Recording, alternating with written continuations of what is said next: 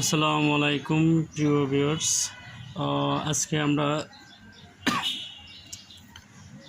Comilla board 2024 অধ্যায় 3 এসএসসির ICT নিয়ে আলাপ করবো। যে প্রশ্নটি আসছিল 24 সালে।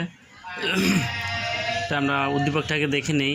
অর্ণব লাইব্রেরি থেকে একটি কলম ও একটি বই ক্রয় করলো। কলম এর মূল্য ৭৬ টাকা এবং বইয়ের মূল্য ৪৫ টাকা। তাই প্রশ্ন ছিল কি ইউনিকোড কি? ক নম্বরে ৮ যোগ 10 হয় ব্যাখ্যা করো। উদ্দীপকে উল্লেখিত কলম ও বইয়ের মোট মূল্যকে হেক্সাডেসিমেলে প্রকাশ করো। এবং গ নম্বরে ছিল উদ্দীপকে উল্লেখিত কলম ও বইয়ের মোট পার্থক্য যোগের মাধ্যমে নির্ণয় করো। তাই ক নম্বরে আমরা উত্তরটা দেখব। ইউনিকোড কি? ইউনিকোড হলো বিশ্বের যত ভাষা আছে ছোট বড় তা কম্পিউটারে কোডভুক্ত করার জন্য যে কোড ব্যবহার করে তাকে